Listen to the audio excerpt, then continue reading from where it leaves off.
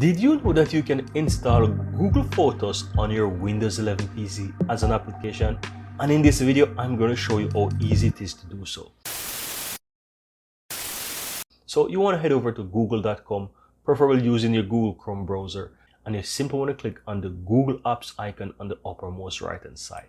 Right from here, you want to scroll all the way down to where you find Photos. Click on that. Now this will take you into your Google Photos.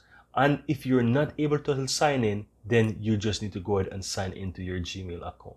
Right now, as you can see, I'm in Google Photos here. I don't have any pictures, but that still does not stop me from installing. And from here, you can also get it on the Google Play Store and also on the Apple Store. So it's available for both Android and iOS devices, but you can get it on Windows as well. So the trick is to simply click the three dots on the uppermost right hand side in your Chrome browser and go to Save and Share. And from here, you will see Install Google Photos.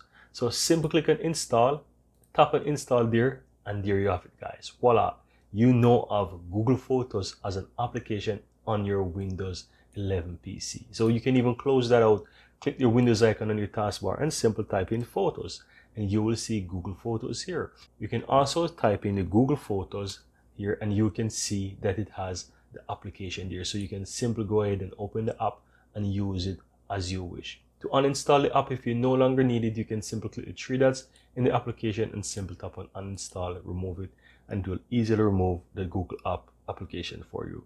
And that's all there is to it.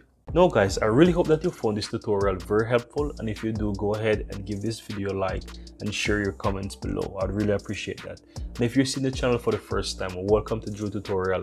I'm Anjo, and I really appreciate if you hit the subscribe button below to help grow this community, and also so that you'll never miss out when I release another helpful tutorial just like this one. Thank you very much, and see you next time.